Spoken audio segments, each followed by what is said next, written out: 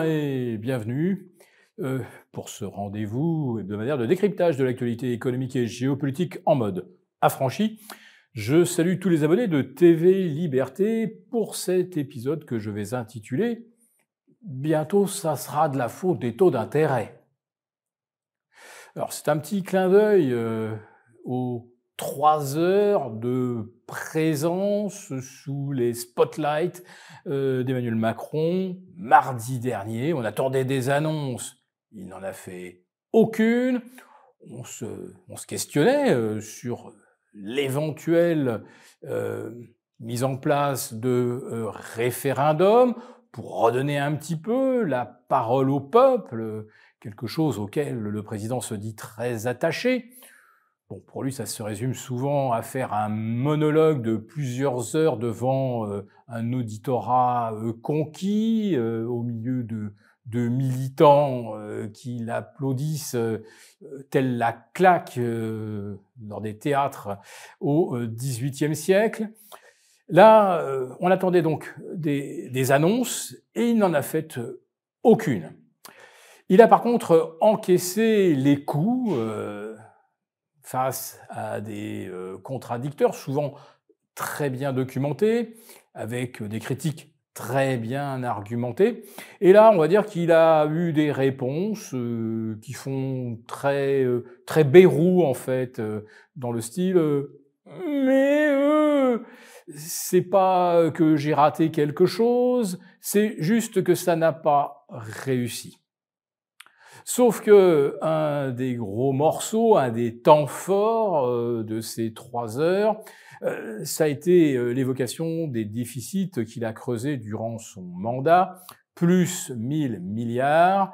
Et Agnès Verdier-Molinier, elle n'est pas la seule d'ailleurs, est venue apporter la démonstration que d'autres pays confrontés exactement aux mêmes difficultés, à la crise du Covid, à la hausse du prix de l'énergie, puis ensuite le conflit russo-ukrainien, la France était le pays qui s'en était le plus mal sorti et avec le plus de déficit.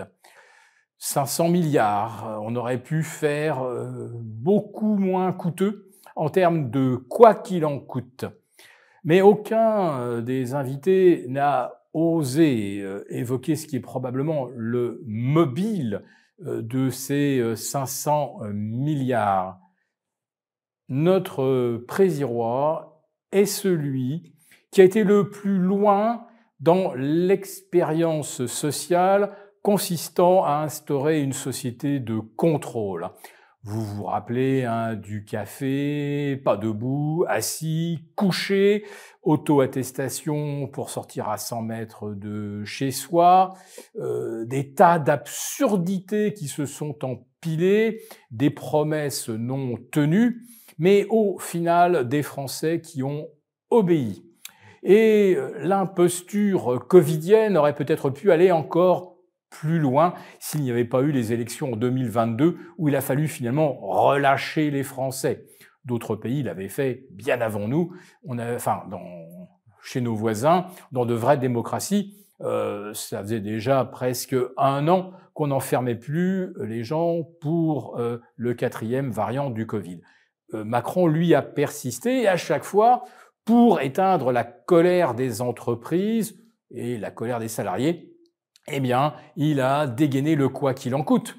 Et puis ensuite, lorsque la France s'est trouvée enferrée dans une tarification ubuesque, démentielle, il faut bien le dire, tarification de l'électricité à base d'une référence au gaz, ça a encore creusé les déficits de centaines de milliards, mais surtout, cela a énormément pesé sur le pouvoir d'achat des Français qui ont vu leur facture d'électricité pratiquement doubler depuis 2019. Pour les entreprises, alors pour certaines, ça a même été un triplement de la facture, et cela a entraîné une mortalité des entreprises énorme, 65 à 66 000 dépôts de bilan en 2024, et on est parti sur une pente de 68 à 70 000 en 2025. Et si vous comptez aller 3 ou 4 salariés par entreprise qui va au tapis, vous voyez qu'on va probablement vers 200 ou 220 000 perte d'emploi, alors que Macron, lui, prétend avoir créé 250 000 emplois dans l'industrie. Oui, mais en face, combien ont été détruits? Ce qui est intéressant, c'est pas le nombre d'emplois créés depuis 2017, c'est le solde. Le solde des emplois, est-il positif ou négatif? Évidemment, nous connaissons tous la réponse, le solde est négatif et on assiste à une véritable hécatombe de PME et de PMI en France. Ce sont donc des gens qui vont se retrouver au chômage, ce sont des gens qui ne consommeront pas. Ce sont des cotisations retraite qui ne vont pas rentrer, c'est de la TVA en moins. Bref, le modèle Macron va continuer d'échouer parce que, effectivement, ça a été rappelé, la France est incapable de réduire ses déficits. Mais là où je veux en venir, et ce qui était le sens du titre de cette vidéo, c'est que bientôt, le service de la dette, ce que nous devons à nos créanciers, va coûter plus cher. Tout simplement parce que les taux ont recommencé à se tendre depuis fin mars. Et on est maintenant sur des niveaux de taux supérieurs au début de l'année, alors qu'on nous expliquait que l'on allait, cette année, enfin voir les banques centrales redonner de l'oxygène aux États et aux consommateurs et à ceux qui veulent acheter de l'immobilier en baissant les taux. Or, si les banques centrales ont, comme la BCE, baissé leurs taux, le taux marché, lui, ne baisse pas. Et le taux marché, c'est aussi la référence. À quel prix se refinance le pays? Et c'est donc ces taux-là qui continuent de grimper. Et là, le président Roy aura beau jeu de dire « Ah cette année, on aurait dû avoir une baisse des déficits parce que la dette devait nous coûter moins cher. » Manque de bol avec des marchés obligataires qui redoutent toujours des pressions inflationnistes, et cette fois-ci, on sait pourquoi. Les droits de douane plus élevés, c'est des prix également plus élevés pour le consommateur.